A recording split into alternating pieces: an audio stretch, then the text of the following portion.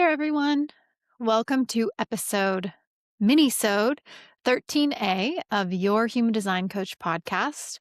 My name is Ashley Watkins. Excited to be here with you today to talk about all things human design in action. Your quote for today: one can choose to go back towards safety or forward towards growth. And we're choosing growth today. Going to do this with no notes. So when you listen, don't think about that too hard. I was excited to jump on and just talk a little bit today about something I mentioned before, which is that human design doesn't live in a vacuum.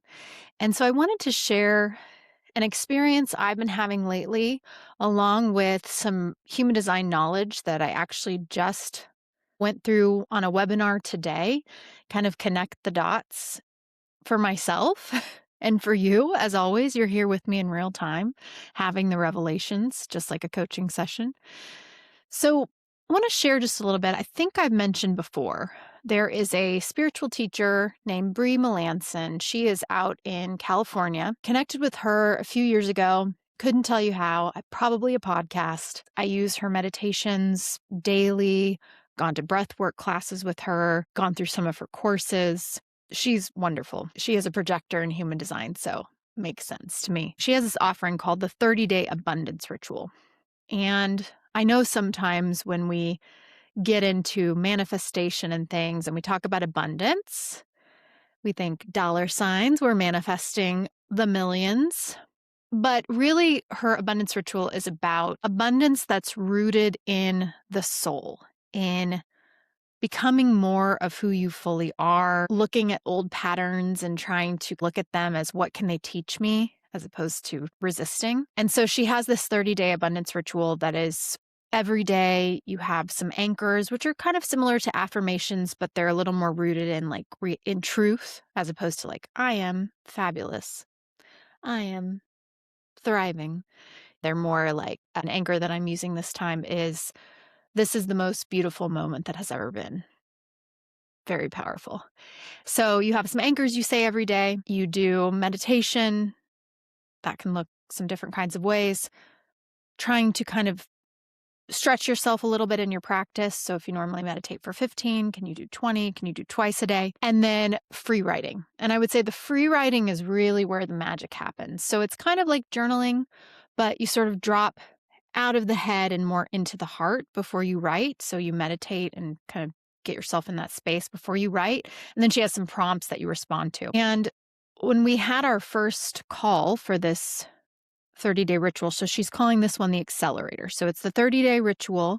And then she is adding in some live calls to support us and just some additional work that we can do. And, April has really felt like a new start to me. I know astrologically, I have friends that are like, yeah, that makes sense. But this is kind of a new experience for me. So I was excited when this opportunity came up to do this. And so we were on the first call. It was on April 1st. And we did some free writing. And the first prompt was, what do you want to create? And the first thing that popped into my mind was, I want to create a loving container. And I've never used those words. I have now, but before then, that was kind of one of those moments where like, oh, this didn't really come from me. And so I continued to write, and she asked us to share. And I said, I had this kind of response and I don't know what that means. And she said, well, I would just keep writing on it, kind of bring it to your practice every day. So the first thing that came to mind when I heard loving container, because I am very focused this year on community and kind of building my business and collaborating, I thought, oh, container for women, container for people who are interested in human design, like a safe space. But when I took it to kind of reflect and again, write and really drop into kind of the heart space as opposed to trying to logically process, it came to me that, oh no, you are the loving container. And that the abundance right now is loving and accepting yourself completely. And my initial reaction, quite frankly, was, that can't be it. That can't be the work that I'm meant to do. Chop, chop. We've got things to do. But the more I've continued to reflect, and I've had the opportunity to kind of talk about it with some friends of mine, and you, also my friends, and just realizing that the heart of why I'm drawn to human design, think I've shared before, some of the roots of this journey, like the start of this journey, can be traced back to a student that we lost tragically. And the idea in human design that our unique design helps us to understand how we're wired to be in this world and make the difference that only we can make. And that is in every aspect. That is not, as I've had to remind myself, some big grand plan always, but it is being a loving fill in the blank. But part of that, part of what draws me to that is I think of that student and I think, wow, what would it have been for him to know that for himself? Like, I'm the only one who can make this difference.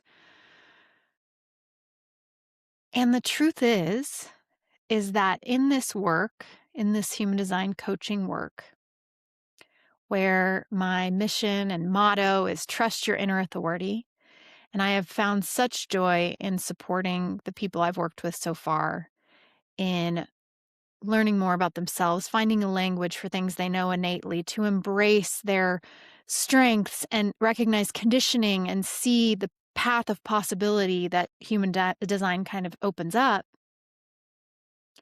How can I fully do that if I don't believe the same for myself? It's a mini-sode, but we'll get deep. So, all that to say, I think I'm 20 days in as of this recording, and it's really been pretty amazing. It has really done so many things that I had been kind of trying to do, like slow me down, bring me into heart center, out of the head. Like, it's just been really, really rewarding. So that's the first piece.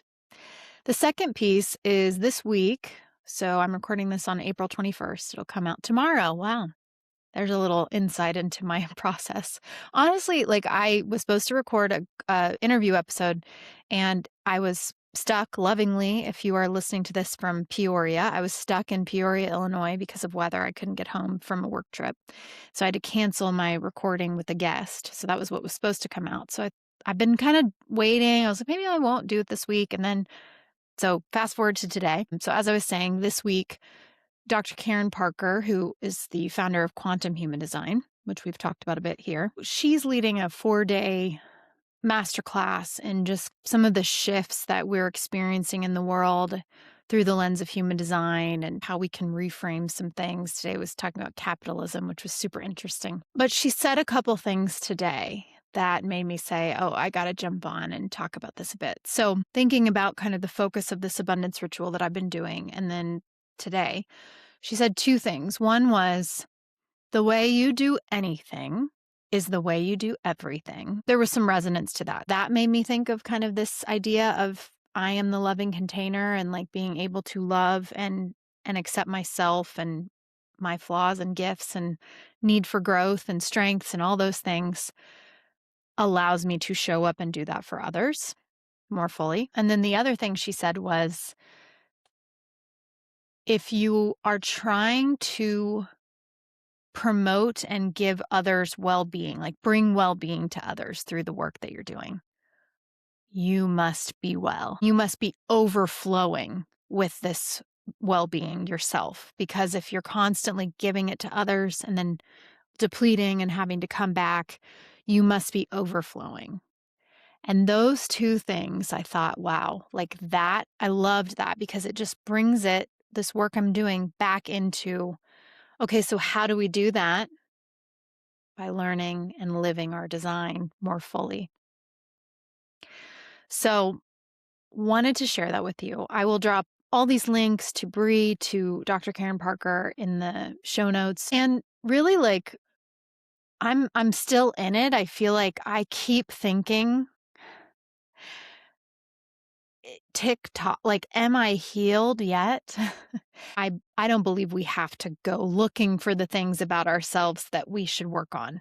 Like, revel in presence and open your heart and live your life, and the opportunities for growth will present themselves. You don't need to go searching for them, is my experience. I feel I feel that I have let go of a lot of the self-criticism and some of those things we talk about.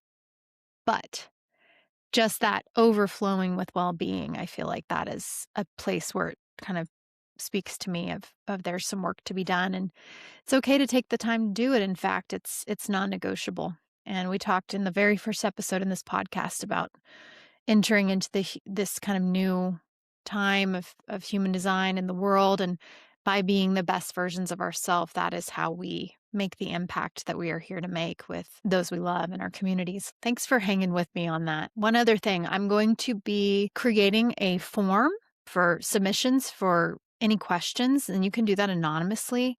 And I've had a realization that maybe there are things that people want to ask that might be better with the name off. So it'll be a form. It'll ask you for your birth information so I can generate your chart. You certainly can include your name. I have worked with people, and I feel like, I do an introductory session, and type, strategy, and authority we talk about. And it's nice to sit with type, strategy, and authority for a while. You may not be ready for a full session, but even if you just have like a simple question, like, I don't need a full session, but I'm just curious about this.